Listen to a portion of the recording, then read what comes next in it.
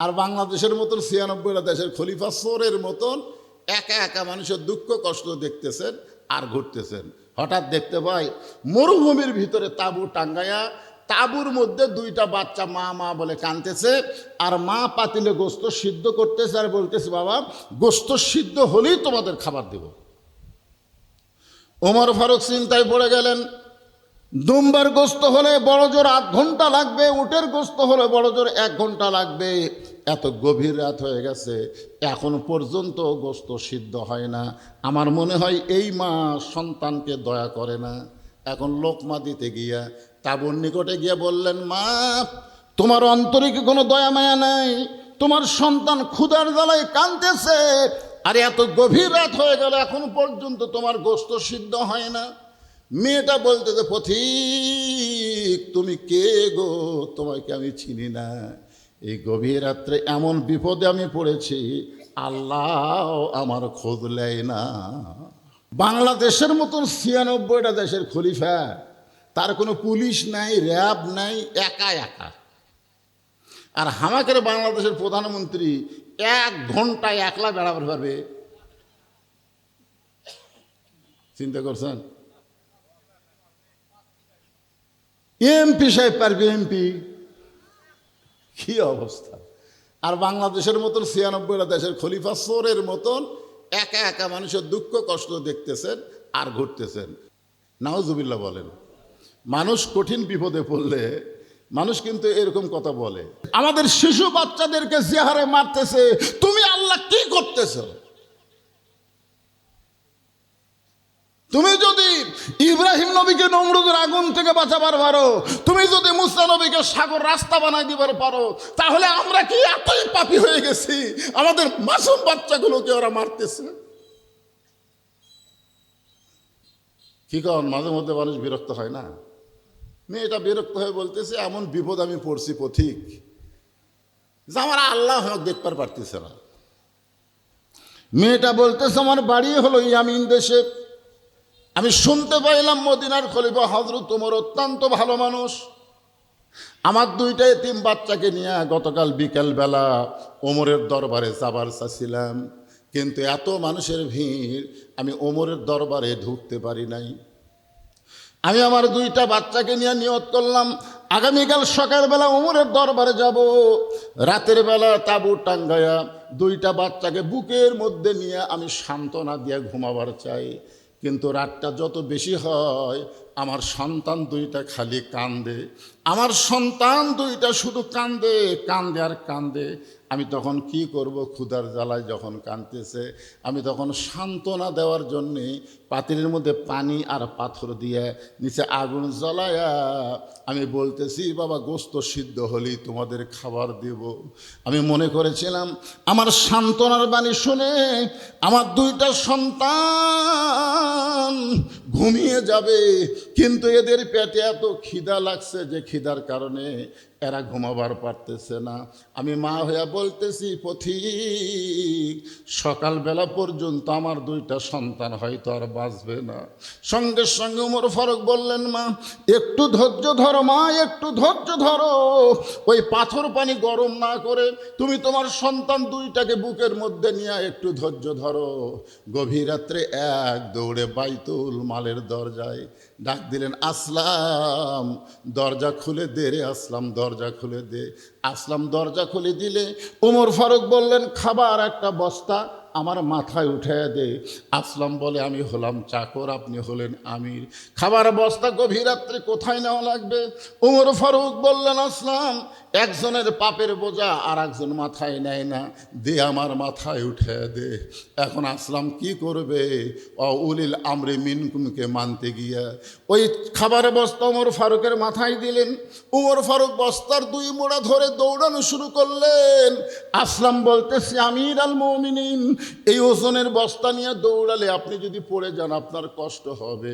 ওমর ফারুক বলে, আসলাম রে, সময় মতো যদি যাবার না পারি নারী, জাহান্নামের আগুনে আল্লাহ ওমরকে পুড়াইয়া ফেলবে। ইন্না আকরামাকুম ইনদাল্লাহি আতকাকুম। আল্লাহর কোরআন দিয়ে যখন রাষ্ট্র চলে তখন নেতারা কেমন হয় একটু খেয়াল করে শোনেন। তাবুর কাছে বস্তা নিয়ে বললেন, মা তোমার সন্তান দুইটা কি জীবিত আছে? মেয়েটা বলতেছে এখনো জীবিত আছে। ওমর ফারুক বললেন, মা তাহলে রুটি হালুয়া তৈরি করো। মেয়েটা রুটি হালুয়া তৈরি করে যখন ওমরের হাতে দেয়, ওমর দুইটা সন্তানকে দুই উরাতের উপরে বসায়া দিয়া দুই সন্তানের গালে চুমু দিয়া উঠি ছিঁড়া হালুয়া নিয়ে যখন মুখে দেয়, দুইটা সন্তান ফ্যাল ফ্যাল করে ওমরের দিকে তাকায়া থাকে। তুমি কে গো? তুমি কে? এই গভীর রাত্রে বাবার দরদ দিয়ে আমাদেরকে খাওয়াতে আইছো, তুমি কে গো?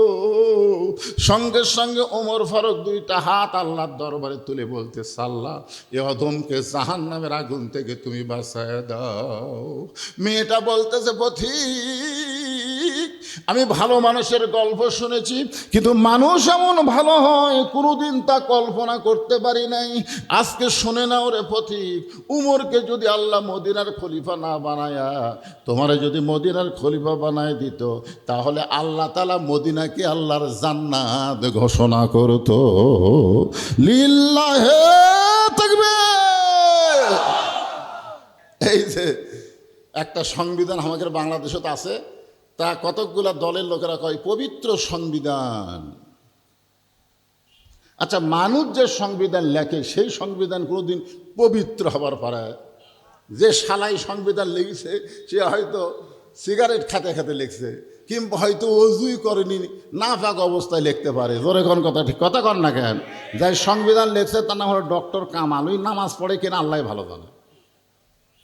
আর সেই সংবিধান কে বলতেছে বাংলাদেশের কতগুলো নেতারা পবিত্র সংবিধানের বাহিরে কিছুই করা যাবে না।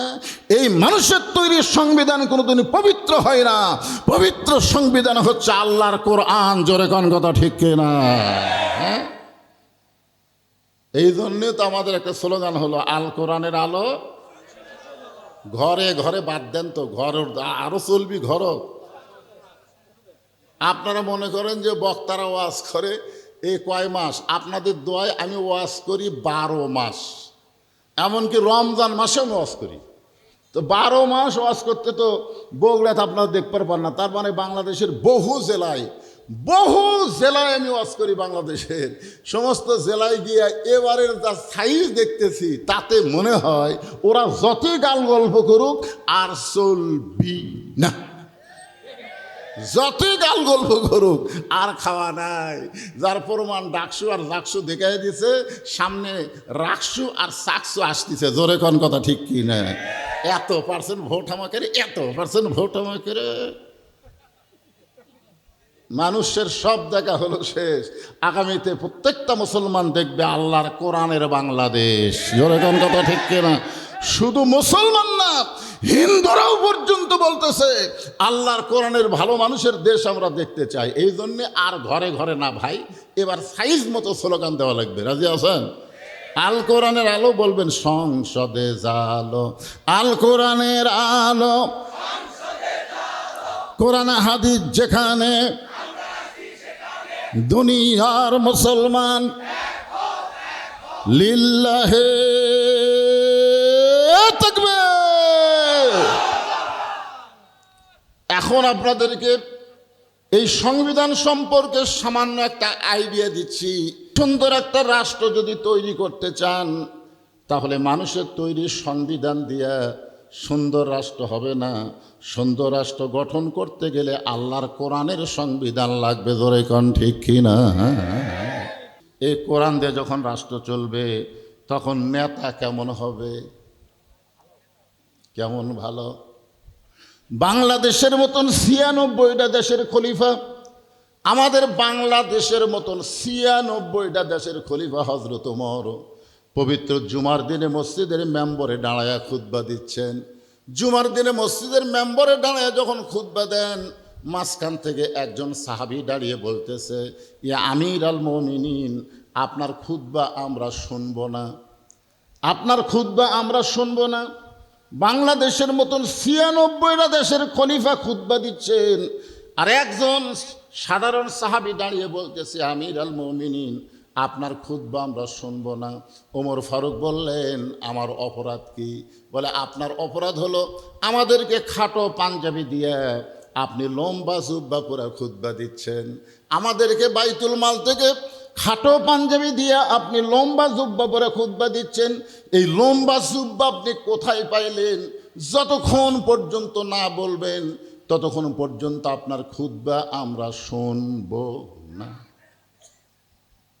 ওমর ফারুক তাকায় দেখে প্রত্যেকটা সাহাবী মাথা নিচু করে বসে আছে। তার মানে ওই সাহাবীর কথার সাথে সবাই একমত। সবাইকে খাটো পাঞ্জাবি দিয়ে এই লম্বা জুব্বা কোথায় পাইল রে? চিন্তা করছেন, আল্লাহর কোরআনে যখন রাষ্ট্র চলবে তখন নেতা যদি সামান্য ভুল করে, সাধারণ একজন সাহাবী পর্যন্ত তার ভুল ধরার সাহস পাবে।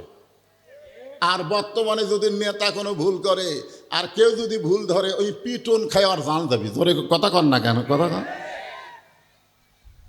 সমস্ত সাহাবী যখন মাথা নিচু করে বসে আছেন, এমন সময় 6 লক্ষ হাদিসের হাফেজ, 30 পারা কোরআনের হাফেজ, নাম হলো আব্দুল্লাহ ইবনে ওমর ফারুকের সন্তান। যোগ্যতা হলো 6 লক্ষ হাদিসের হাফেজ, 30 পারা কোরআনের হাফেজ। তার মানে বোঝা গেল, নেতা যদি ভালো হয়, নেতার বেটার শিক্ষাও ভালো হয়। আপনি বলেন তো, কোন শিক্ষা গ্রহণ করার জন্য আল্লাহ বললেন ইকরা? হে রাসূল, আপনি পড়েন। প্রথম শব্দটাই কি? ইকরা। কোরআনের প্রথম শব্দ কি? ইকরা। আপনি পড়ুন। আল্লাহ রাসূল পড়লেন না, ফেরেশতা জিবরাইল বললেন পড়ুন। আল্লাহ রাসূল বললেন আমি পড়ব না। জিবরাইল বললেন আপনি পড়েন। রাসূল বললেন খালি পড়তে বলো, কি পড়বো? সব পড়া আমি পড়ব না। ফেরেশতা জিবরাইল বললেন বিইসমি রব্বিকাল্লাযী খলাক, যে আল্লাহ আপনাকে সৃষ্টি করেছেন সে আল্লাহর নামে পড়েন। তার মানে মুসলমান যারা হবে, যতই শিক্ষা করেন, সর্বপ্রথম তাকে আল্লাহর কোরআনের শিক্ষা গ্রহণ করা লাগবে।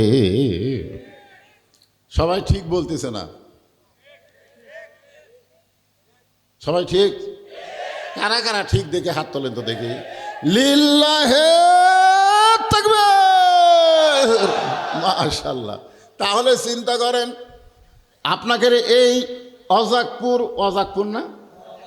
অজাকপুর বাগুয়েলে প্রাইমারি আছে না নাই? সেই প্রাইমারি কার টাকায় চলে? কার টাকায়? প্রাইমারির ক্লাস 2 এর ছেলে খাড়ায় থেকে পেশাব করতেছে। তাই বললাম বাদান বস। খাড়ায় থেকে পেশাব করা হয় না, ডানে থেকে পেশাব করা হয় না, বসো। ওই বসে না। বস, তোর শিক্ষক তোরে শিখাইনি কেমনি পেশাব করা লাগে? ক্লাস 2 পড়িস আর দাঁড়ায় পেশাব করিস। ও তখন বলতেছে, চাচা আপনি যে কথা বলেন, প্রাইমারি পেশাবখানার যায় দিকে আমার সারি খাড়া হয়ে পেশাব করে। সেই বিদ্যালয়ের জন্য সরকার হাজার হাজার কোটি টাকা বাজেট করে, আর আপনাকে এই ফোরকানিয়া মাদ্রাসার জন্য সরকার কয় টাকা দেয়? এই কথা কর না, কয় টাকা দেয়? যেখানে আল্লাহর কোরআন শিক্ষা দেওয়া হবে, বলেছেন খায়রুকুম মান তাআল্লামাল কোরআন ওয়া আল্লামা, ওই ব্যক্তির চাইতে দামি সম্মানী কেউ নাই যে আল্লাহর কোরআন শিখেছে এবং অপরকে কোরআনের শিক্ষা দেয়। আল্লাহ রাসূল বললেন, জিবরাইল পড়তে বললি আমি পড়ব না, এমন পড়া আমি পড়তে চাই যেই পড়ার মধ্যে আমি আল্লাহ পাই। সুবহানাল্লাহ। তাহলে আব্দুল্লাহ ইবনে ওমর হলো 6 লক্ষ হাদিসের হাফেজ, 30 পারা কোরআনের হাফেজ। ওমর ফারুকের পাশে গিয়া ওকালতি শুরু করলেন। মানে কেউ বাপের পক্ষে নাই, সবাই মাথা নিচু করে আছে। বেটা যায় বলতেছে, নবীর সাহাবীরা মাথা তোলো। মাথা নিচু করে আছে কেন? মাথা তোলো। তোমরা খাটো পাঞ্জাবি হলেও তো নতুন কাপড় পরে নামাজ পড়তে এসেছো, কিন্তু আমি আব্দুল্লাহর পরনে নতুন কোনো কাপড় নাই। তোমরা খাটো পাঞ্জাবি হলেও তো নতুন পোশাক পরেছো, কিন্তু আমার দিকে তাকায় দেখো, আমার পরনে নতুন কোনো কাপড় নাই। ওসমান গনি বলে, আব্দুল্লাহ, আজকে জুমার দিনে সবাই নতুন পোশাক পরেছে, তুমি নতুন পোশাক কেন পরো নাই? আব্দুল্লাহ বলতেছে, আমি যদি আজকে নতুন পোশাক পরতাম তাহলে আমার বাবার গায়ের জুব্বা লম্বা হতো না। আমার বাবা যেদিন থেকে মদিনার খলিফা হয়েছে সেদিন থেকে তোমরা সবাই আরামে ঘুম পাড়ো, কিন্তু আমার বাবার চোখে ঘুম নাই। তো আমার বাবা যেদিন থেকে মদিনার খলিফা হয়েছে সেদিন থেকে তোমরা সবাই আরামে ঘুম পাড়ো, কিন্তু আমার বাবার চোখে কোনো ঘুম নাই। বাবা সারা রাত চোরের মতন চুপি চুপি মানুষের দুঃখ কষ্ট দেখে বেড়ায়। এমন সময় আমার বাবা চুপি চুপি আমার ঘরের দরজায়, মনে আছে না ভুলে গেছেন, চুপি চুপি আমার ঘরের দরজায় আস্তে করে ঠোকা দিলেন, আব্দুল্লাহ, আব্দুল্লাহ। আমি সঙ্গে সঙ্গে ঘরের দরজা খুলে গেলাম। ঘরের দরজা খুলে গিয়ে দেখি আমার বাবা একটা পাঞ্জাবি নিয়ে দাঁড়ায় আছে। আমার বাবা একটা পাঞ্জাবি হাতে নিয়ে দাঁড়ায় আছে। আমি খুশি হয়ে বললাম, বাবা, বাইতুল মাল থেকে আমার একটা পাঞ্জাবি দিছে, আর গভীর রাত্রে আপনি আর একটা দিবে রাখছেন। আব্দুল্লাহ মনে করছে যে বাবা তাকে পাঞ্জাবি দিবে রাখছে, এই জন্যে বলতেছে, বাবা, বাইতুল মাল থেকে আমার একটা পাঞ্জাবি দিছে, আপনি আর একটা পাঞ্জাবি দিবে রাখছেন। সঙ্গে সঙ্গে হযরত ওমর আল্লাহর কোরআন থেকে তেলাওয়াত করলেন, ইন্নাল্লাহা ইয়ামুরুকুম আন তুআদ্দুল আমানাতি ইলা আহলিহা ওয়া ইযা হাকামতুম বাইনান নাস আন তাহকুমু বিল আদল। আল্লাহু আকবার। ওমর ফারুক কি নিজের কথা বলতেছেন না আল্লাহর কোরআনের কথা বলতেছেন? আল্লাহর কোরআন থেকে তেলাওয়াত করলেন, ইন্নাল্লাহা ইয়ামুরুকুম আন তুআদ্দুল আমানাতি ইলা আহলিহা ওয়া ইযা হাকামতুম বাইনান নাস আন তাহকুমু বিল আদল।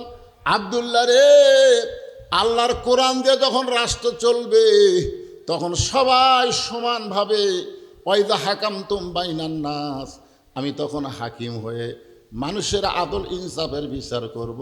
তুই আমার বেটা বলে তোকে একটা পাঞ্জাবি দিছে আর একটা দিবা রাখছি না রে বাবা, না, এই পাঞ্জাবিটা আমার ভাগে পড়েছে।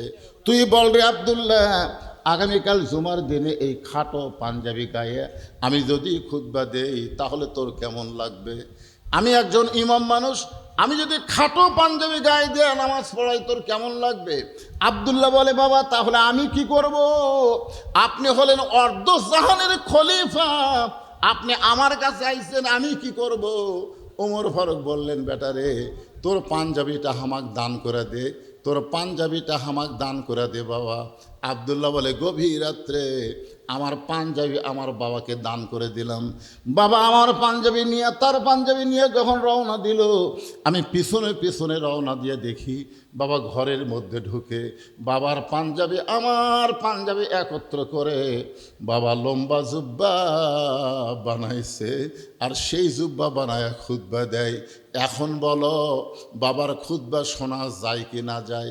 সমস্ত সাহাবীরা চিল্লায় বলে, আল্লাহর কোরআন দিয়ে যখন সংবিধান চলবে, আল্লাহর কোরআন দিয়ে যখন রাষ্ট্র চলবে, তখন এমন ভালো মানুষকে মুসলমানেরা নেতা হিসাবে দেখতে পাবে। তাহলে আল্লাহর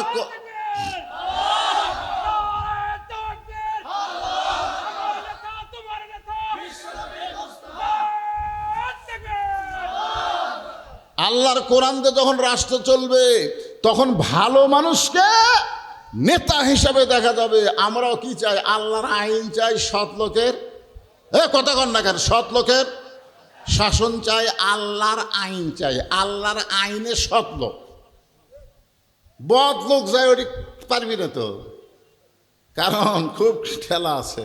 তো এখন এতক্ষণ পর্যন্ত আল্লাহর কোরআন দিয়ে রাষ্ট্র চললে একজন নেতা কেমন হবে সেটা আপনারা শুনলেন। এখন আল্লাহর কোরআন দিয়ে যখন রাষ্ট্র চলবে তখন একজন কর্মী কেমন হবে, কর্মীরা তখন কেমন হবে, এটা আমাদের জানার দরকার আছে না নাই? আল্লাহর কোরআন দিয়ে যখন রাষ্ট্র চলবে তখন প্রত্যেকটা মানুষ কেমন হবে এটা নিজের চোখে দেখার জন্যে হ্যাঁ দিয়ে দেন। আর একটা আপনি কি আরো টাকার দরকার আছে, তাহলে আদায় করি। 40টা হয়নি, দেয়নি। ভাগ্যে নাই, বাপ মা মরে গেছে, সয় সম্পত্তি বেটা খাচ্ছে, বাপ এখন যা হয় হোক। একটা মরা বাপের জন্যে, মায়ের জন্য যে সন্তান একটা কোরআন শরীফ দিবার পারে না, উই যখন মরে যাবি তোর ওর গোরস্থান ওর বেটা কি বানাবে জানেন? বাগুন বাড়ি বানাবে। আমার এলাকা গোরস্থান কয়, হুজুর গোরস্থান খামাকা ফেলাতে কি হয়?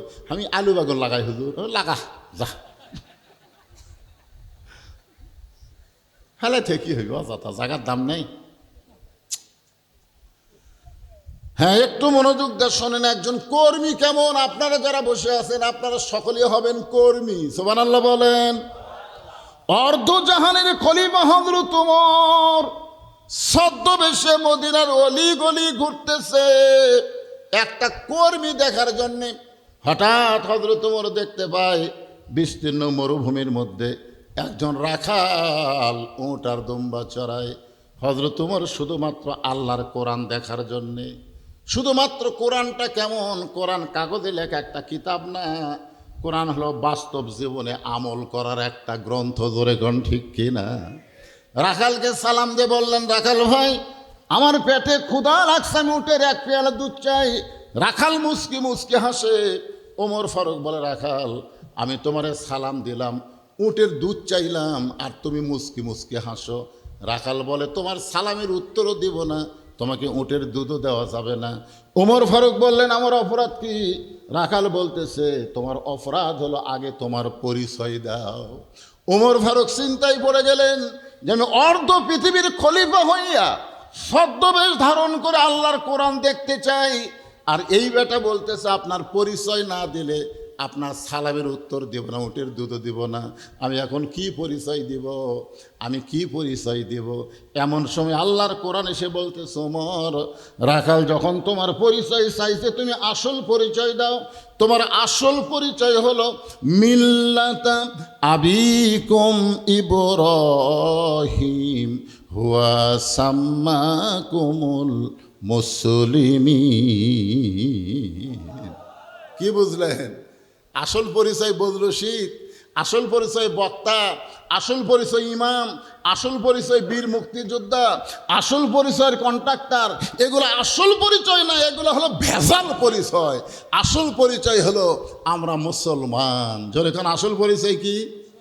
আল্লাহ কোরআন কি বলেছে? এমপি না হইয়া মরো না, চেয়ারম্যান না হইয়া মরো না, ডাক্তার না হইয়া মরো না, এই কথা আল্লাহ বলেছে। আল্লাহ বলেছে লা তামুতুন্না ইল্লা ওয়া আনতুম মুসলিমুন, মুসলমান না হইয়া মরিও না। তাহলে দুনিয়াতে যারা পরিচয় মুসলমান দিবে, মরার সময় তারা মুসলমান হয়ে মরতে পারবে। জোরে কর কথা ঠিক কিনা? এই মুহূর্তে যখন বলবো আমাদের আসল পরিচয় কি, আপনারা সকলে জবান খুলে বলবেন মুসলমান। যারা বলবেন না তাদের কান্দের ফেরেশতা। তোমার দুই কান্দে দুই কি, দুই কান্দে দুই মোহরি, লেখিতেছেন ডায়েরি, দলিল দেখে রায় দিবে, টাকা পয়সার নাই কারবার, কেরামান কাতিবিনা ইয়ালামুনা মা তাফালুন। আমাদের আসল পরিচয় কি? এতগুলো মুসলমান থাকতে আপনারা এই স্লোগান দিলেন।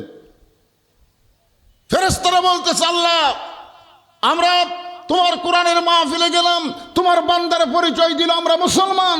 আল্লাহ বলে, যত গুনাহগারী হোক না কেন আমি তাদের নাম জান্নাতি হিসাবে কবুল করে নিলাম। কেরে সাহস করে বলা যায় না কি? যত বড় গুনাহগার হই আমরা মুসলমান। এই ব্যাপারে কোনো সন্দেহ আছে নাকি? সন্দেহ আছে? তাহলে আমাদের আসল পরিচয় কি? আরো জোরে, জোরসে বলুন। জোর হলো না? মাশাআল্লাহ। ওমর ফারুক বলতেছে, রাখাল আমার আসল পরিচয় হলো আমি একজন মুসলমান। রাখাল বলতেছে, আসল না নকল? এইবারই তো ওমর ফারুক ধরা খাসা। মুসলমান তো মুসলমানই, এর মধ্যে ওর আসল নকল কি? আসল মুসলমান তারা মাগরিব এশার নামাজ পড়ে ওয়াজ শুনতেছে, যারা মাগরিবও পড়েনি, এশাও পড়েনি, ওই ফজরও পড়বি না, ওই যতই মুসলমান মিছিল করুক কাম হবে না। কারণ রাসূল বলেছেন লা সলাত লা ঈমানা, যার নামাজ নাই তার ঈমান নাই। লা সলাত লা দীনা, যার নামাজ নাই তার কোনো ধর্মই নাই। বাইনাল আবদি ওয়াল কুফরি তরকুস সালাত, বান্দা আর কাফেরের মধ্যে পৃথক করার জিনিসটার নামই হলো নামাজ। তাহলে আপনারা এখানে যারা বসে আছেন, আমি সবাইকে বলতেছি না, যারা মাগরিব এসা পড়েননি তারা খালি নিজের বিবেকের দিকে খেয়াল করে দেখেন তো, আপনি ফজর পর্যন্ত বাঁচার গ্যারান্টি আছে? একটু চোখ বন্ধ করে দেখেন তো। শেখ হাসিনার লাগাল মাজাত নাই বল, দুইজন ধরে ট্রেজর তুলে দেয়। আমরা দেখছি ভাই, দুইজন ধরে ট্রেজর তুলে দেয়, ওই মাইক পায়া কাঁপতে কাঁপতে কয় খেলা হবে। এবার এশিয়া কাপে বুঝে গেছে বাংলাদেশের ছেলেরা কেমন খেলে। ওরে ঘন্টি কিরা শালারা মাজাত নাই বল খেলবার যায় কি, একের বলই নাই, এবারে ব্যাট হাতলে কাঁপতে আউট হয়ে যায়। আর একটা স্বামী হোসেন খেলা হবে, ওরি ওয়ার্জার মশান ভাই। খুব খেয়াল করে শোনেন, আসল মুসলমান আর ভেজাল মুসলমান। আপনি কি বলতে পারেন ফজর পর্যন্ত আপনি বাঁচবেন? তাহলে ফজর পর্যন্ত বাঁচার গ্যারান্টি যদি না থাকে, তাহলে কেন মাগরিব এশা পড়লেন না? কেন আপনি মাগরিব এশার নামাজ পড়লেন না? ফজর পর্যন্ত যদি আপনার বাঁচার গ্যারান্টি না থাকে। উমর ফারুক বলে রাখাল মুসলমান তো মুসলমান, এর মধ্যে আসল নকল কি? রাখাল বলতেছে আসল মুসলমান যারা হবে তারা সাওয়ার ব্যাপারে সতর্ক থাকবে, দরকার হলে ফাঁসির মঞ্চে যাবে, কিন্তু রাষ্ট্রপতির কাছে বাঁচার দরখাস্ত লিখবে না। এরকম আসল মুসলমান বাংলাদেশে আপনারা দেখেননি? মতিউর রহমান নিজামী নাম শুনছেন? তাকে এসে বলতেছে উকিল সাহেব, স্যার আপনি হলেন একটা দলের আমির, আপনি যদি রাষ্ট্রপতির কাছে বাঁচার দরখাস্ত লেখেন আর রাষ্ট্রপতি যদি আপনার দরখাস্ত মঞ্জুর করে, তাহলে আপনার ফাঁসি কার্যকর হবে না। লেখেন তো স্যার একটা বাঁচার দরখাস্ত। মতিউর নিজামী মুচকি মুচকি হাসে। উকিল বলে হাসেন কেন? বলে হাসার কারণ হলো আমার জীবনে 3টা রাষ্ট্রপতিকে আমি ক্ষমতা থাকা অবস্থায় মরা দেখছি। যে রাষ্ট্রপতির কাছে আমাকে বাঁচার দরখাস্ত লিখতে বলতেছো, এরকম 3টা রাষ্ট্রপতিকে আমি ক্ষমতার থাকা অবস্থায় মরা দেখছি। একটা হলো শেখ মুজিবুর রহমান, একটা হলো জিয়াউর রহমান, একটা হলো জিল্লুর রহমান। যারা ক্ষমতা থাকতে নিজেরাই মরে যায়, তাদের কাছে কোনো ইমানদার জীবন ভিক্ষা চাই না। জোরে কোন কথা ঠিক কিনা কথা বলেন? একটু মনোযোগ দিবেন। আসল মুসলমান যারা হবে তারা কোনোদিন বলবেন আমার দয়াল বাবার দরবারেতে কেউ ফিরে না খালি হাতে। বাবা যদি কিছু দেয়, বাবা যদি কিছু দেয়, বাবাকে একটু মনোযোগ দিবেন। রাখাল বলতেছে তুমি যদি আসল মুসলমান হও, তুমি দুধ চাইছো কার কাছে? সঙ্গে সঙ্গে উমরের চোখ দিয়ে পানি পড়তেছে। আল্লাহ তোমার কোরআন যখন দুনিয়াতে চালু থাকবে, উমর যদি ভুল করে একটা রাখাল পর্যন্ত ভুলটা ধরতে পারবে। আপনাদের মসজিদে আল্লাহর কোরআন চালু আছে না নাই? আপনাদের মসজিদের কথা বলতেছি। ইমাম সাহেব টাইটেল পাস, দাওরা পাস, এতদিন আসরের নামাজ 4 রাকাত পড়াছে, কিন্তু আজকে 3 রাকাত বসে গেছে। এতদিন কয় বৈঠক দিছে? 2 রাকাত পরে 1 বৈঠক, 4 রাকাত পরে 1 বৈঠক, কিন্তু আজকে ইমাম সাহেব 3 রাকাত যেই বলছে, 4 নম্বর কাতার থেকে এক ভ্যানওয়ালা অটো ভ্যান চলায়, উনি আবার বলছে আল্লাহু আকবার। ইমাম সাহেব বলতেছে তুই যতই লোক মাদে আমি উঠবো না রে, এতদিন পড়াছি 4 রাকাত, আজ 3 রাকাতেই বসে থাকবো, আমি উঠবো না। দরকার হলে দিনের ভোর রাতে দেবো, মানুষ না আসলে ড্যামি দিব, তাও আমি ক্ষমতা ছাড়বো না। এই মনে করে যদি মসজিদের ইমাম বসে থাকে, আপনারা বলেন তো মসজিদের মুসল্লি ইমামের পক্ষে হবে না ভ্যানালার পক্ষে হবে? কেন ভ্যানালার পক্ষে হবে? যে মসজিদ ইমাম তোর বাপের আইন চলে না, মসজিদে আল্লাহর আইন চলে। ঠিক মতো নামাজ পড়াবি তো পড়াবি, না পড়ালে তোরে বাদ দে, নতুন আর একটা নেতা ইমাম নিয়োগ দিব। জোরে কোন কথা ঠিক কিনা? মসজিদে আইন চলে কার? আরো জোরে বলে। হ্যাঁ, নিজের চোখে দেখছি ভাই, ডান পাশে আওয়ামী লীগ, বাম পাশে বিএনপি, মাঝখানে জামাত, নিজের চোখে দেখছি। ইমাম সাহেবের মায়ের অসুখ, এখন ইমাম সাহেব সেদিন মসজিদে তো আসেনি, এখন এরা 3 জন মুসল্লি খালি ঘড়ির দিকে তাকায় আর কয় কেরে হুজুর চাইলেন আজকে নামাজ পড়াবি কে? জামাত ইসলামের লোক বলতেছে, ভাই আপনি আওয়ামী লীগ, আপনারা ক্ষমতাতে আছেন, আপনি সামনে যান। আওয়ামী লীগ কুনার গুতাতে কয়, পাগলা এ কাতার ছাড়া আমার সামনে যাওয়ার উপায় নাই। তো বিএনপি বলতেছে, ভাই তাহলে আপনি কয়, বেশি কথা কস না তো, আকামত দিচ্ছে যা। জামাত ইসলাম বলতেছে, তাহলে আমি যাই। আল্লাহর ঘরের মধ্যে যে সামনে যাওয়ার পারে, বাহিরেই তারা আল্লাহর দল করে। জোরে কথা কন না কেন, কথা ভালো লাগবে। ঘরটা হলো কার? আইন চলতেছে কার? ওমর ফারুকের চোখটা দর দর করে পানি পড়তেছে যে আল্লাহ, রাখালের মধ্যে কোরআন থাকার কারণে আমি ওমর যে চাওয়ার ব্যাপারে ভুল করেছি, রাখাল ধরবার পারছে। ওমর ফারুক এখন সারেন্ডার করে বলতেছে, ও রাখাল ভাই, চাওয়ার ব্যাপারে আমার ভুল হয়ে গেছে। রাখাল মুসকে মুসকে হাসে আর বলে, ভুলটা যখন স্বীকার করেছ, তাহলে আল্লাহ তোমাকে তওবা করার সুযোগ দিয়েছে।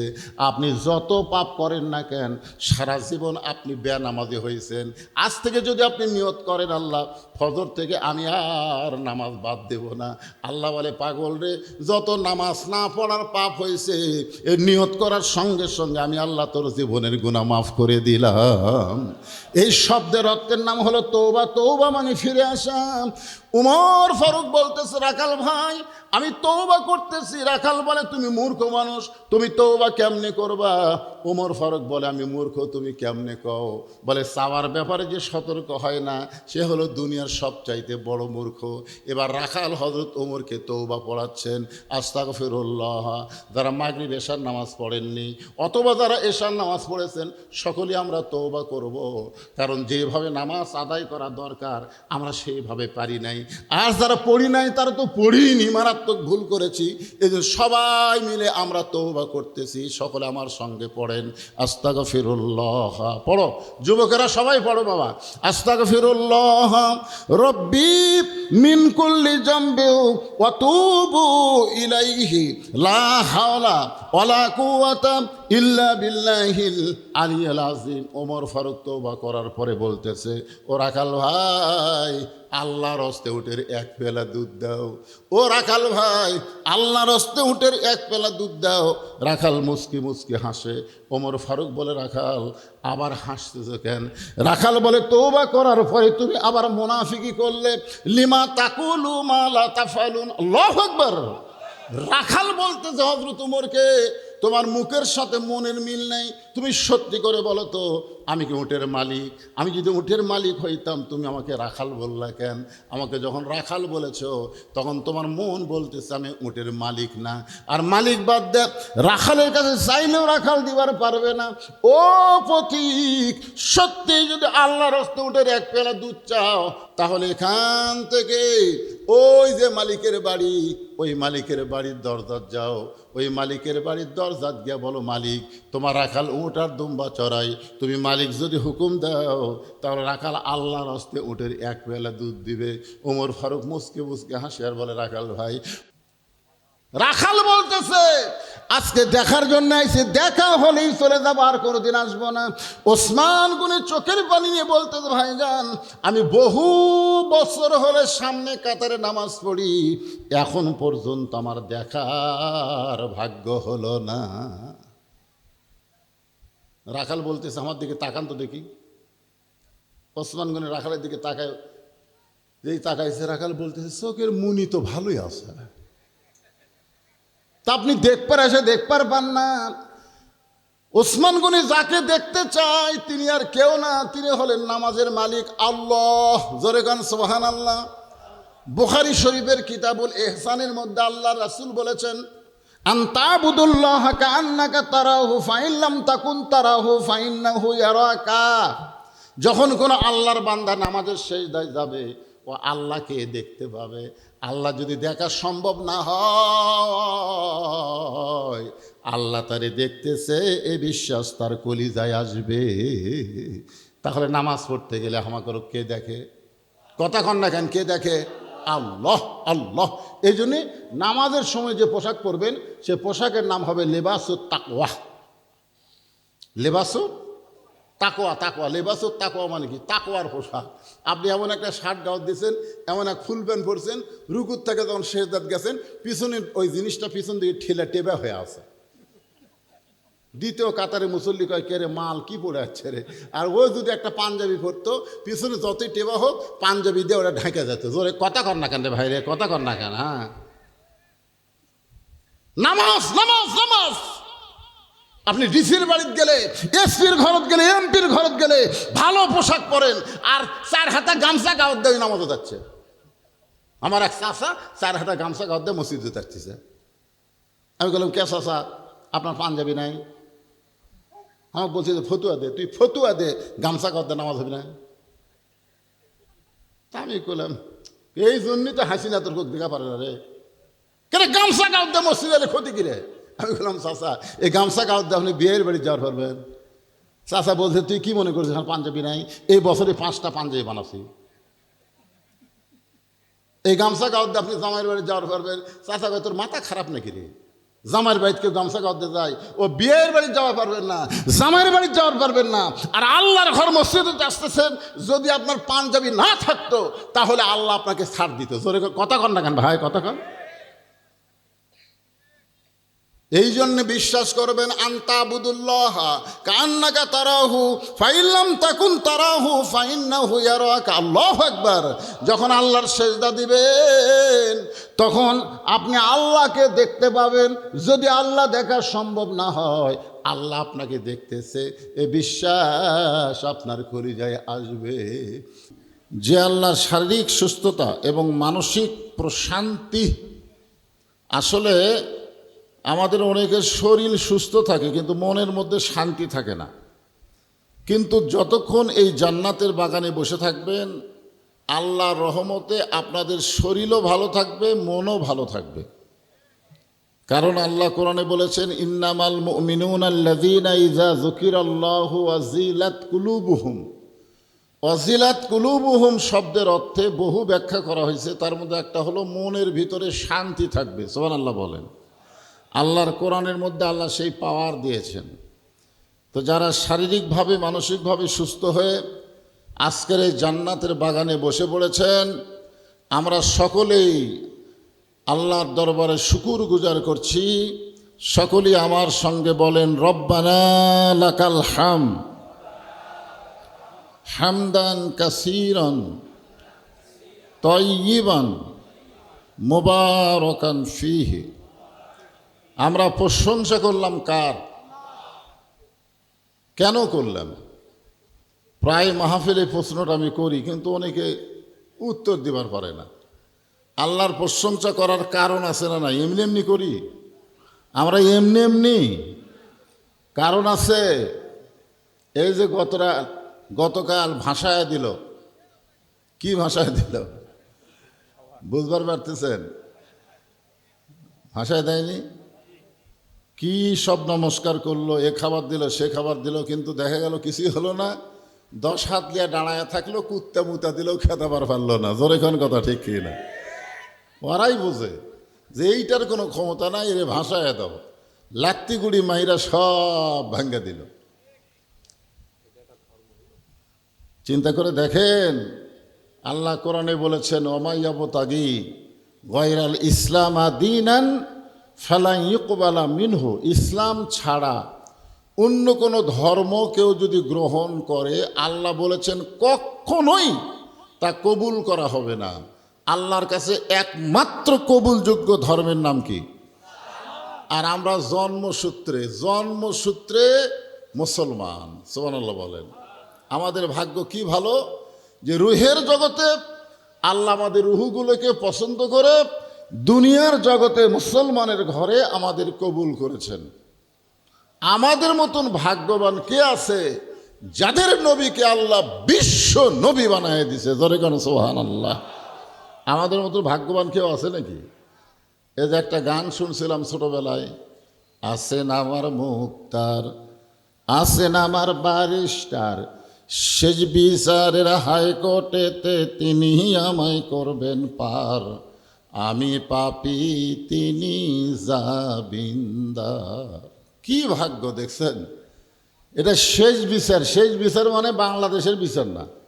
আল্লাহ যখন হাকিম হয়ে আমাদেরকে আসামি বানায় বিচার শুরু করবেন, ওই সময় আমাদের নবী উকিল হয়ে ব্যারিস্টার হয়ে আল্লাহর কাছে আমাদের পক্ষে ওকালতি করে আমাদেরকে সুপারিশ করে জান্নাতে পৌঁছায় দিবে। এমন একজন নবী নেতা পেয়ে আপনার খুশি না বেজার? খালি নবী হিসাবে মানবেন, তাই না? নবী নবী নবীর প্রতি দরুদ পড়ি, নবীরে সালাম করি মিলাদের ভিতরে, কিন্তু নবীর সমাজ গড়ার কাজে অনেকের দ্বন্দ্ব মনে বাজে। নবী থাকবে মাদ্রাসায়, নবী থাকবে মসজিদে, নবী সংসদে যাবে কেন? অনেকের এরকম একটা কথা আছে না নাই? আমার নবী শুধুমাত্র মসজিদে ছিলেন না, মাদ্রাসায় ছিলেন না, আমার নবী মদিনাকে একটা রাষ্ট্র ঘোষণা করেছিলেন। জোরে কোন কথা ঠিক কিনা? এই জন্যে আমাদের নবী শুধু নবী না, আমরা দরুদে কি বললাম? আল্লাহুম্মা সাল্লি আলা সাইয়্যিদিনা। সাইয়্যিদিনা, সাইয়্যিদিনা মানে কি? সাইয়্যিদিনা শব্দের অর্থ হলো আমাদের নেতা। আমরা তার প্রতি দরুদ পড়তেছি, যিনি আমাদের নবী, যিনি আমাদের নেতা। তাহলে এখন চিন্তা করেন, যে নবী আমাদেরকে ভুলবে না, আমাদের জন্য ওকালতি করবে, ব্যারিস্টারি করবে, আমাদেরকে সুপারিশ করে জান্নাতে নিয়ে যাবে, যেই নবী জান্নাতের ভিতরে ঢুকেও আমাদের কথা ভোলে নাই। লাইলাতুল মেরাজে আল্লাহ যখন নবীকে জান্নাতে ঢোকার তৌফিক দিলেন, আমাদের নবী কিন্তু জান্নাতে ঢুকছিলেন, আপনারা জানেন সে রাতের নাম কি? লাইলাতুল মেরাজ। নবীর সঙ্গে একজন ফেরেশতা ছিল, নাম হলো জিবরাইল।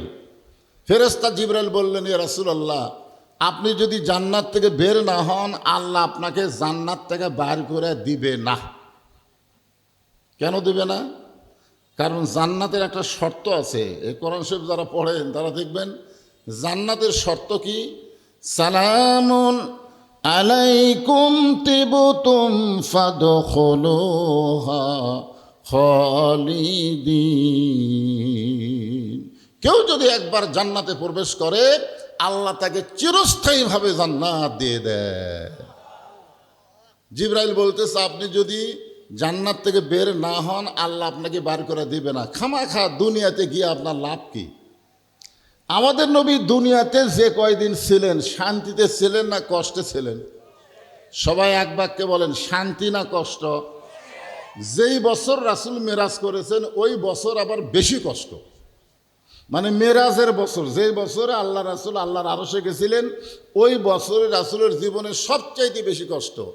এক নম্বর কষ্ট হলো চাচা আবু তালিব মারা গেছে, 2 নম্বর কষ্ট হলো দরদের বিবি খাদিজা মারা গেছে, 3 নম্বর কষ্ট হলো তায়েফের ময়দানে কলেমার দাওয়াত দিতে গিয়ে পাথরে জর্জরিত হয়ে গেছে। সেই বছরেই আল্লাহ আর নবীকে নিয়ে গেছে আল্লাহর বাড়িতে, আল্লাহর আরশে। জোরে এখন সুবহানাল্লাহ। জিবরাইল বলতেছে, আপনি না যাওয়াই ভালো। খামাখা দুনিয়াতে গিয়ে আপনি কি করবেন? এই শান্তির জান্নাতের মধ্যে আপনি চিরস্থায়ীভাবে থাকতে পারবেন। সঙ্গে সঙ্গে আল্লাহ নবী রাগ করে বললেন, জিবরাইল, যেই কথা তুমি একবার বলেছ, এ কথার দ্বিতীয়বার বলতে পারবা না। যে কথা একবার বলেছ, এ কথার দ্বিতীয়বার বলতে পারবো না। জিবরাইল ভয়ে নবীর কাছ থেকে সরে গেলেন, ভয়ে। জিবরাইল চিন্তা করে, এই নবীর কাছে আমি আল্লাহর কোরআন নিয়ে গেছি, যে কোরআনের মধ্যেই বলা হয়েছে অমা আরসালনাকা ইল্লা রহমাতাল লিল আলামিন, যাকে আল্লাহ গোটা বিশ্ব জগতের জন্য রহমত স্বরূপ প্রেরণ করেছে, আর সেই নবী এত রাগ করলো কেন? জিবরাইল বলে, হুজুর আপনি এরকম রাগ করলেন কেন? আল্লাহ রাসূল বললেন, জিবরাইল তুমি জানো না, আল্লাহ যদি আমাকে জান্নাতে থাকার জন্য ঢুকতে বলতো, আমি জান্নাতে ঢুকতামই না। আল্লাহ যদি বলতো, নবী আপনি জান্নাতে গিয়ে থাকেন, আমি জান্নাতে ঢুকতাম না। আমি শুধু দেখার জন্য জান্নাতে ঢুকছি, যে আল্লাহ আমার গুনাহগার উম্মতের জন্য কেমন জান্নাত বানাইছে, এই জান্নাত দেখার জন্য শুধু আমি জান্নাতে ঢুকছি। জিবরাইল বললেন, তাহলে আপনি জান্নাতে থাকবেন না? আল্লাহ রাসূল বললেন, আমি সেই দিন জান্নাতে ঢুকবো যেদিন আমার সমস্ত উম্মতিনীকে আল্লাহ জান্নাত দিয়ে দিবে। এখন চিন্তা করে দেখেন, যেই নেতা জান্নাতে গিয়া আমাদের কথা বলে নাই, আমরা সেই নেতা বাদ দিয়া সাধারণ মানুষকে নেতা বানায়া তার পিছনে চামচাগিরি করতেছেন, ওই সংসদে গিয়ে আপনার কথা ভুলে যাবি। জোরে কোন কথা ঠিক কি না? দেশে সব টাকা মেরে এরা বিদেশে পাচার করবে, আর সেলেক মারাছেন লেতা। এলা লেতা। আমরা ছোটবেলায় শুনতাম, এই যে কাপড় পুরাতন হয়ে গেলে, তখন তো কারেন্ট ছিল না, তখন ওই হারিকেনের চিমনি মোছার জন্য একটা কাপড় ব্যবহার করা হতো, তার নাম হলো লেতা। তার নাম কি? তো এখনকার যারা নেতা এরা হলো লেতা লেতা লেতা। এই লেতার পিছনে ঘুরে নিজের জীবনের সময়কে নষ্ট করেন না। লাকাদ কানা লাকুম ফি রাসূলিল্লাহি উসওয়াতুন হাসানা। আল্লাহ কোরআনে বলেছেন, সফলতা যদি পাবার চাও, বিশ্বনবীর আদর্শকে তোমরা গ্রহণ করে নাও। আমার নেতা, তোমার নেতা মাশাআল্লাহ, এমন একজন বিশ্বনবী আল্লাহ আমাদেরকে নিয়ামত স্বরূপ দান করেছেন। আমরা খুশি না বেজার? তাহলে জবান খুলে বলি আলহামদুলিল্লাহ। আপনারা যে কোরআন থেকে আলোচনা শুনবেন, সূরা মুলকের 2 নম্বর আয়াত আপনাদের সামনে আমি তেলাওয়াত করেছি। সূরা মুলক নামটা কি? 29 পারার প্রথমেই দেখবেন এই সূরাটা আছে, তাবারাকাল্লাযী বিয়াদিহিল মুলক। আছে না নাই? যারা কোরআন শরীফ পড়েন তারা ভালো বুঝতেছেন। সূরা মুলক অত্যন্ত বরকত গুরুত্বপূর্ণ সূরা। আমাদের বাংলাদেশের কিছু নেতা না তো লেতা বলতেছে যে ইসলামের সাথে রাজনীতির কোনো সম্পর্ক নাই, কোরআনের সাথে নাকি রাজনীতির কোনো সম্পর্ক নাই, এই কথা বলতেছে না। অথচ আল্লাহ তাআলা সূরা মুলুক নামে একটা সূরাই কোরআনে দিয়ে বলতেছে, গোটা বিশ্বের রাজত্ব, কর্তৃত্ব, মালিকানা একমাত্র কার হাতে? সমস্ত ক্ষমতার মালিককে না জনগণ? সমস্ত ক্ষমতার মালিককে। হ্যাঁ মাশাআল্লাহ। এটা 5ই আগস্টে হাসিনা বুঝিছে। জোরে কোন কথা ঠিক কি না? এর আগে হাসিনা বোঝেনি, খালি কয় দেশ আমার বাপের, দেশ আমার। হায় হায়, এত সালের আগে হাঁক না মাইকে। কিন্তু আল্লাহ কি বলতেছেন? হুয়া আলা কুল্লি শাইইন কদির। গোটা পৃথিবীর একমাত্র ক্ষমতার মালিককে। অহুয়া আলা, আলা মানে উপরে, অহুয়া মানে তিনি, কুল্লি মানে প্রত্যেকটা বিষয়ের উপরে একমাত্র ক্ষমতাকার আল্লাহ। এটা কি আপনার বিশ্বাস করেন? তাহলে ক্ষমতার উৎস কি মানুষ না আল্লাহ? আরো জোরসে বলেন। সেই আল্লাহ বলতেছেন, আল্লাযী খালাকাল মাউতা ওয়াল হায়াতা লিয়াবলুয়াকুম আইয়ুকুম আহসানু আমালান ওয়া হুয়াল আজিজুল গফুর। যিনি আমাদের মৃত্যু আর হায়াতকে সৃষ্টি করেছেন। মৃত্যু আর হায়াতকে কে সৃষ্টি করছেন? আরো জোরে বলেন, কে করছেন? আল্লাহ। মীর কাসিম আলী একজন ব্যক্তি, তাকে তার উকিল বলতেছে, স্যার আজকে রাত 12টায় আপনার ফাঁসি হবে, আজকে রাত 12টায় আপনার ফাঁসি হবে। তো মীর কাসিম আলী বলতেছে, এখন কয়টা বাজে? তো বলে এখন তো 9:30 বাজতেছে। তখন সে মুচকি হাসিতে বলতেছে, আলহামদুলিল্লাহ, এখনো 2.5 ঘন্টা বাকি আছে। কারণ বিশ্বাস করে খালাকাল মাউতা ওয়াল হায়াতা, মৃত্যু এবং হায়াতকে সৃষ্টি করছেন কে? জোরে বলেন, কে করছেন? আল্লাহ। তো মীর কাসিম আলী বলতেছে, উকিল সাহেব এখনো যখন 2.5 ঘন্টা বাকি আছে ফাঁসি হওয়ার, তাহলে খামাখা বসে থাকা লাভ কি? আমি 2 ঘন্টা ঘুম পাড়ি, যদি চেতন না পাই তাহলে তুমি আমাকে ডাক দিও। কারণ ঘুম দেওয়ার মালিককে। আপনি কি নিজের ইচ্ছায় চেতন পাতে পারবেন? পারবেন না, যদি আল্লাহ চেতন না করে। এই জন্য ঘুমের পূর্বে একটা দোয়া আছে, আপনার পড়েন নাকি সে দোয়া? এই যুবকেরা ফেসবুক চালাতে চালাতে ঘুমায় যাও। আল্লাহুম্মা বিইসমিকা আমুতু ওয়া আহইয়া। এই দোয়াটা পড়ে মীর কাসিম আলী ঘুমায় গেলেন। উকিল মনে মনে চিন্তা করতেছে, ফাঁসির চিন্তায় লোকটা পাগল হয়ে গেছে। কারণ 2.5 ঘন্টা পর ফাঁসি হবে, সেই লোকটা ঘুমাবে কেমনে?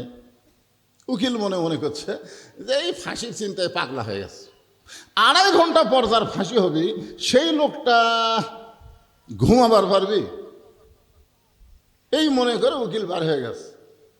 ঠিক যখন ঘড়িতে 11:30 বাজে আর 8 ঘন্টা আছে, কয় ঘন্টা, এমন সময় ফাঁসির কন্ডম ছেলে ঢুকে দেখে মীর কাশেম আলী নাক ডাকা ঘুম পাড়তিছে, এরকম নাক ডাকে। উকিল কয়কারী মানুষ করে, আর 8 ঘন্টা পর যার ফাঁসি হবি সে এইরকম ঘুম পাড়ে। পাও লড়াইছে, লাভ দুটো বলতেছে ভাইজান রাত কি 12টা বাজছে? কয় না স্যার এখনো 8 ঘন্টা বাকি আছে। কয় আলহামদুলিল্লাহ। মীর কাশেম আলী ওযু করে 2 রাকাত নামাজ পড়ে কোরআন শরীফের সূরা মুলক আর মুজাম্মিল তেলাওয়াত করে ফাঁসির কন্ডম ছেড়ে সবচাইতে ভালো পাঞ্জাবি যেটা, সেই পাঞ্জাবি পরে চিরুনি দিয়া মাথার চুল হাসড়ায় বলে উকিল দেখো তো আবার কেমন লাগতেছে। উকিল বলে স্যার আপনার ফাঁসি হবে, আপনি যেইভাবে সুন্দর কাপড় পরে মাথার চুল হাসড়াইতেছেন আপনি কি শ্বশুর বাড়ি যাবেন? মীর কাশেম আলী বলতেছে উকিল তুমি বলতেছ আমার ফাঁসি হবে, কিন্তু আল্লাহর কোরআন আমাকে বলতেছে ওয়ালা তাকুলু লিমান ইউকতালু ফি সাবিলিল্লাহি আমওয়াতুন বাল আহইয়াউ ওয়ালাকিন লা তাশউরুন। আল্লাহ রাস্তায় যাদেরকে অন্যায়ভাবে ফাঁসি দেওয়া হবে, আল্লাহ রাস্তায় অন্যায়ভাবে যাদেরকে হত্যা করা হবে, আল্লাহ বলতেছেন তারা মৃত্যুবরণ করে নাই, বরং বাল আহয়া তারা জীবিত, ওয়ালাকিন লা তাশউরুন। এখানে আল্লাহ বলতেছেন খলাকাল মাউতা ওয়াল হায়াতা লিয়াবলুয়াকুম আইয়ুকুম আহসানু আমালা। মৃত্যুর হায়াতকে আমি সৃষ্টি করেছি তোমাদেরকে পরীক্ষা করার জন্যে। ধরে কন কিসের জন্যে? আমরা মরতে চাই। মীর কাশেম আলী মরে গেছে, এই মীর কাশেম আলী মারা গেছে, রংপুরের আবু সাইদ মারা গেছে, কথা বলেন মারা গেছে। আল্লাহর কোরআনকে আপনারা বিশ্বাস করেন? তাহলে আল্লাহ সবাইকে মারবে না। আল্লাহ রাস্তায় যারা জীবন দেবে তারা কখনোই মৃত্যুবরণ করে না। আল্লাহ বলতেছেন তোমাদেরকে পরীক্ষা করা হবে আইয়ুকুম আহসানু আমালা, সুন্দর আমলের পরীক্ষা। ধরে কোন কিসের পরীক্ষা? সুন্দর আমল। এখন আপনারা বলেন সুন্দর আমল যদি আমরা করতে চাই তাহলে সুন্দর একটা পরিবেশের দরকার আছে না নাই? পরিবেশ যদি সুন্দর না হয় আমল সুন্দর করা যাবে না। কি সুন্দর মসজিদ দোতলা বানাইছেন, দোতলা মসজিদ বানাইছেন কি এমনি এমনি না নামাজ আদায়ের জন্যে? এ কথা কন, এমনি এমনি করছেন না নামাজ আদায়ের জন্য করছেন? তো নামাজ এমনকি দেখলাম নিচতলায় আপনারা এসিও লাগাইছেন, মাশাআল্লাহ এসি লাগাইছে, আলহামদুলিল্লাহ। আপনি জোহরের নামাজ সামনে কাতারে পড়বেন এই নিয়তে আপনি বাড়ির থেকে রওনা দিলেন, আপনার বাড়ির থেকে মসজিদ হলো 100 গজ দূরে। যেরকম আমাকে যে বাড়িতে রাখছিল এই মসজিদ থেকে না হলো 150 গজ দূরে। তা আপনি জোহরের নামাজ পড়বেন সামনে কাতারে, আপনার নিয়ত ভালো না খারাপ? সেরকম ভালো না খারাপ?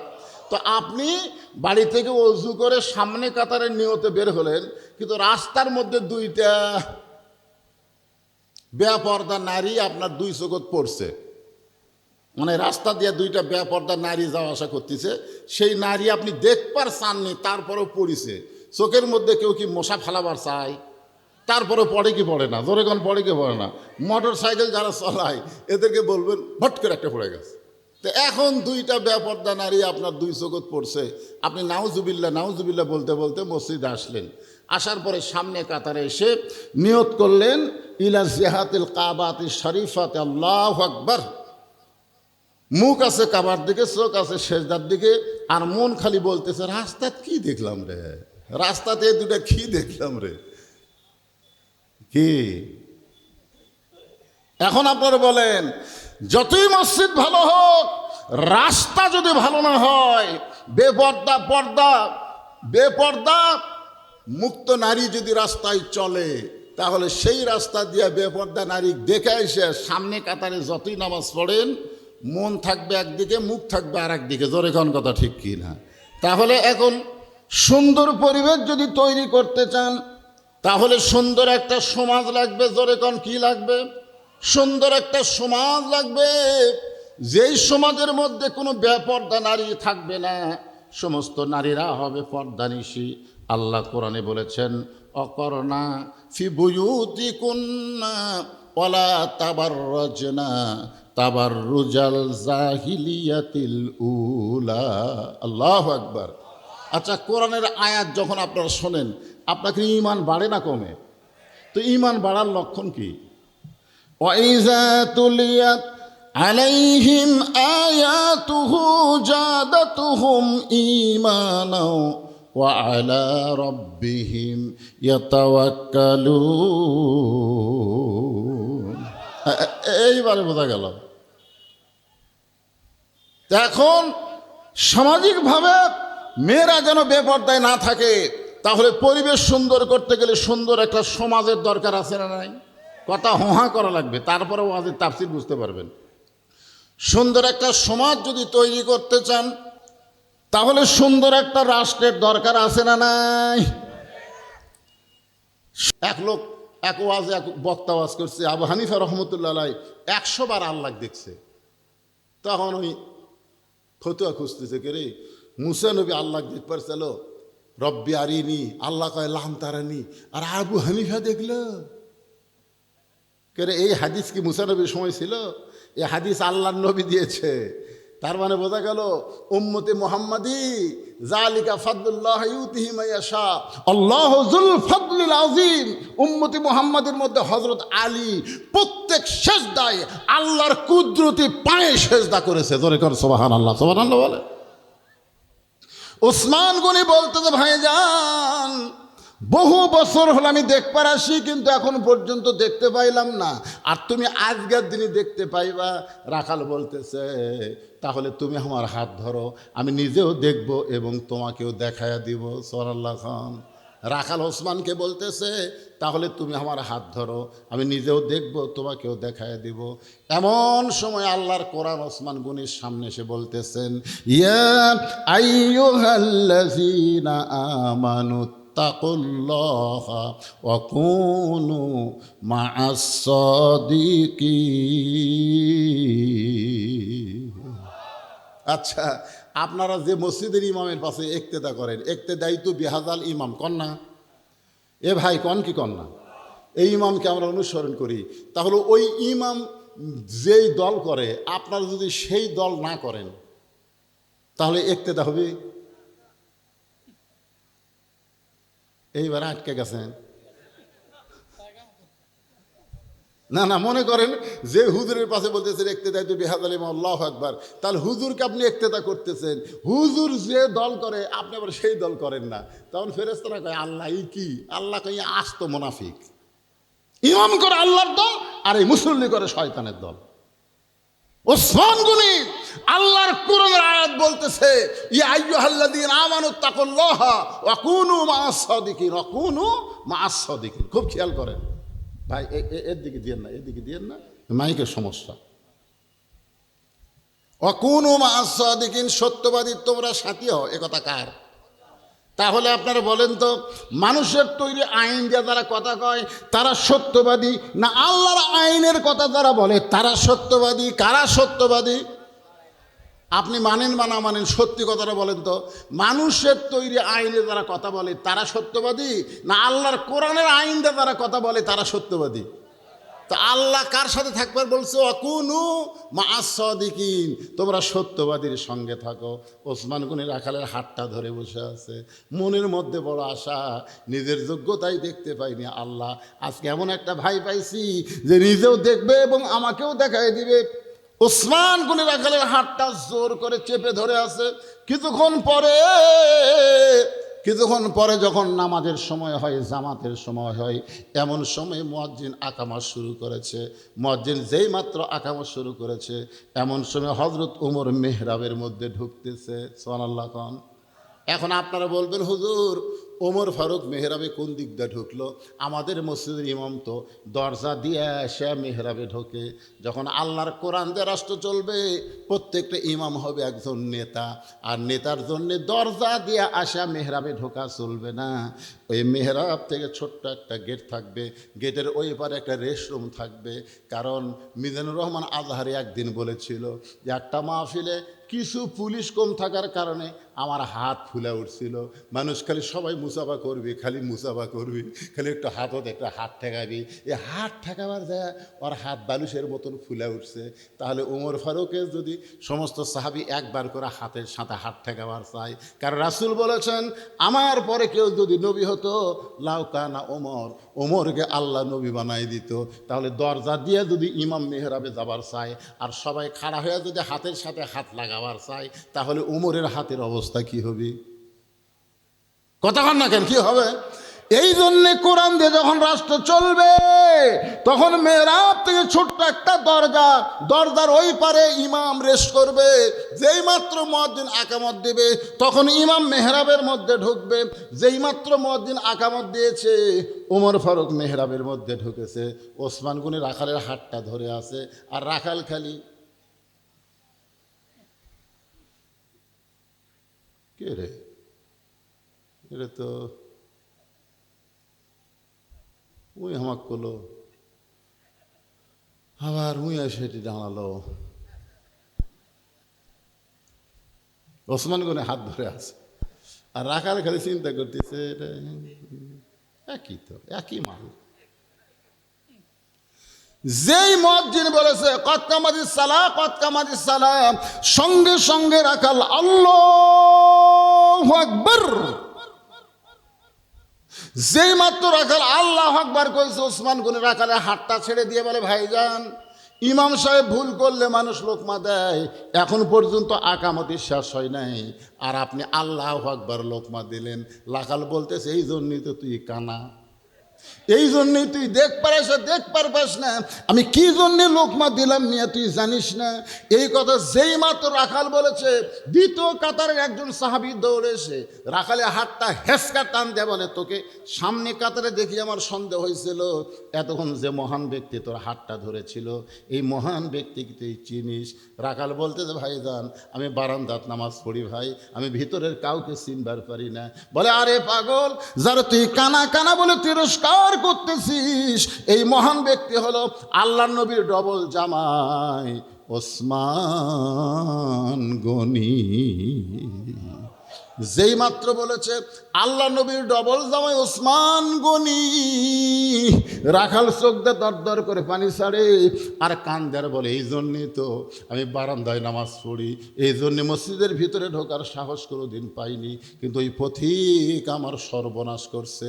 ওমর ফারুকের দিকে আঙ্গুল দেখায় বলতেছে ওই পথিক আমার সর্বনাশ করছে, ওই পথিক আমারে কইছে ওমরকে যদি দেখবার চাও তাহলে সামনে কাতারে দাঁড়াইবা, মেহরাবের মধ্যে যেই মানুষটাকে দেখবা সেই মানুষটি হলো হযরত ওমর। আমার সারা জীবনের সাধনা একটাবার আমি ওমরকে দেখতে চাই, কিন্তু ওমরকে দেখতে এসে ওই প্রতীককেই যদি মেহরাবের মধ্যে দেখতে পাই, তাহলে তোমরাই বলো লোকমা দেওয়া ছাড়া তো আমার উপায় নাই। আমি আল্লাহু আকবার লোকমা দিব, ওই প্রতীককে মেহরাব থেকে সরাই দিয়া ওই জায়গায় হযরত ওমরকে আমি এক নজর দেখতে চাই।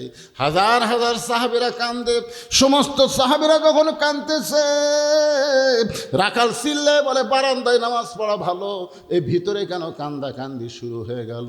ওসমান গনি বলে রাখাল ভাই, ভিতরে কান্দার কারণ হলো তুমি যারে পথিক পথিক বলতেছ তিনি হলেন হযরত ওমর।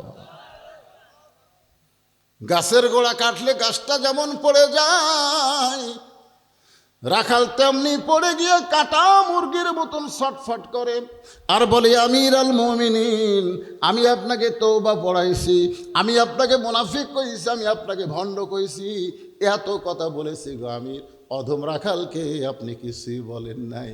ওমর ফারুক এক টানে ওই পড়ে যাওয়া রাখালকে এক টানে বুকের মধ্যে নিয়ে কপালে একটা চুমা দিয়ে বলে ভাইজান, আমি এত কথা হজম করার পিছনে কারণ হলো আমি তোমাকে দেখি নাই, তোমার ভিতর আমার আল্লাহর কোরআন দেখা যায়। এই কোরআন দিয়ে যখন রাষ্ট্র চলবে তখন নেতাও যেমন ভালো হবে, কর্মীরাও ভালো হবে। কারণ কর্মীরা মানুষের কোনো আইন মানবে না, কর্মীরা আল্লাহর কোরআনের আইন দিয়ে চলবে। তখন বাংলাদেশ থাকবে না, বাংলাদেশ হবে সোনার বাংলাদেশ, আমার সোনার বাংলাদেশ, আমরা তোমায় পেতে চাই। আপনারা কি বলেন, বাংলাদেশে অভাব আছে? আরে 2,40,000 কোটি টাকা পাচার করছে। কোটি 2,40,000 কোটি। চিন্তা করছে আমাদের বাংলাদেশ গরিব বাংলাদেশ, সোনার বাংলাদেশ ভাই। তাই আসুন, শুধু কোরআনের ওয়াজ শুনবো না, বাস্তবে আমরা আল্লাহর কোরআন হতে চাই।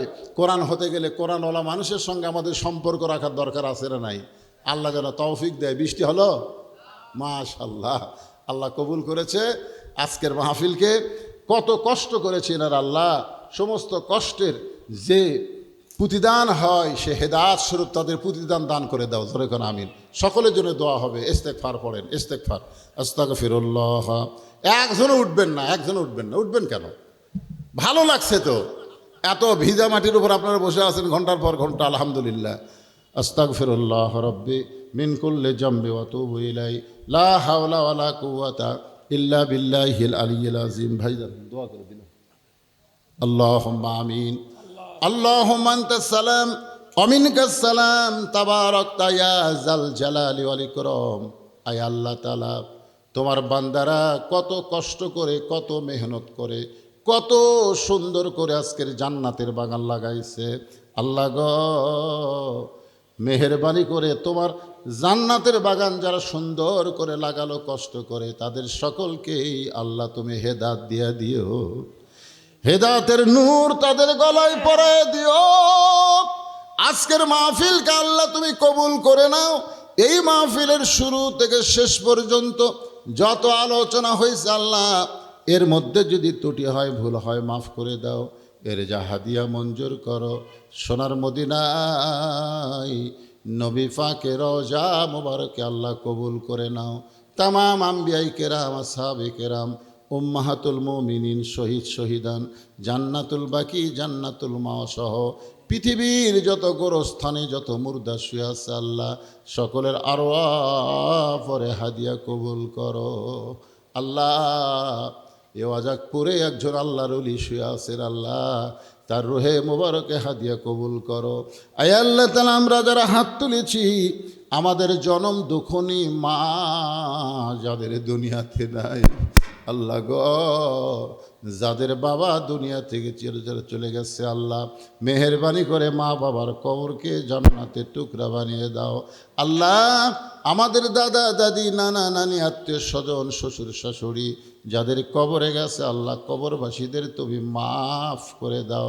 আল্লাহ আল্লাহ, এই গ্রামের মসজিদ মাদ্রাসাকে কিয়ামত পর্যন্ত কবুল করে নাও। আল্লাহ, গ্রামের সবাইকে মিলে মিশে মহব্বতে বসবাস করার তৌফিক দিয়ে দাও। আল্লাহ, যেই যুবকেরা কষ্ট করে মেহনত করে এত খাটনি করে জান্নাতের বাগান লাগাইছে, তাদের সকলকে 5 ওয়াক্ত নামাজি কবুল করে নাও। তাদের সকলকে ইসলামী আন্দোলনের কর্মী কবুল করে নাও। আজকের মাহফিলের সম্মানিত সভাপতিকে আল্লাহ তুমি কবুল করো। সম্মানিত সহসভাপতিকে আল্লাহ তুমি কবুল করো। আজকের মাহফিলের প্রধান অতিথি ভাইজান আমার প্রবাসী বিদেশে থাকে, আল্লাহ তুমি তাকে কবুল করো। সমস্ত বিপদ আপদ মুসিবত থেকে হেফাজত করো। আজকের মাহফিলের বিশেষ অতিথি বরেণ্য অতিথিদের আল্লাহ তুমি কবুল করো। আলেম ওলামাদের কবুল করো, হাদিস সাহেবদের কবুল করো, যুবকদের কবুল করো, কচি কাঁচা বাচ্চাদেরকে কবুল করো। পর্দার অন্তরালে আমার আবিদা সালিহা পর্দানিশি কবুল করে মা ফাতেমার চরিত্র দিও। আমাদের মধ্যে আমরা যারা অসুস্থ অবস্থায় আছি আল্লাহ, সুস্থতার নিয়ামত দান করে দাও। আল্লাহ, গোটা বাংলাদেশে আল্লাহ তাআলা আর আমরা শুধু কোরআন শুনতে চাই না, আগামীতে কোরআন মোতাবেক চলার একটা ব্যবস্থা আমাদের করে দিও। আয় আল্লাহ তাআলা, গোটা বিশ্বের মুসলমানকে হেফাজত করো। আরে গাজায় খাবার নিয়ে যাচ্ছে, ইসরায়েলের হায়নারা সেইগুলো আটকায় দিচ্ছে।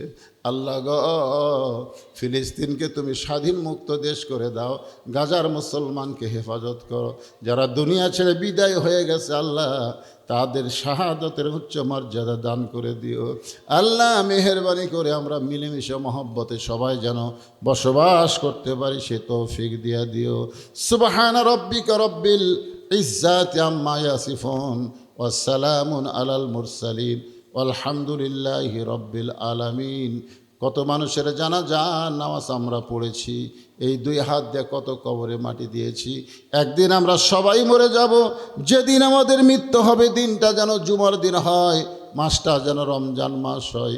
ইমানের সাথে ইজ্জতের সাথে মুসলমান হইয়া এ দুনিয়া থেকে বিদায় নেওয়ার কালে আমাদের জবানে জারি করে দিও, লা ইলাহা ইল্লাল্লাহু মুহাম্মাদুর রাসূলুল্লাহ।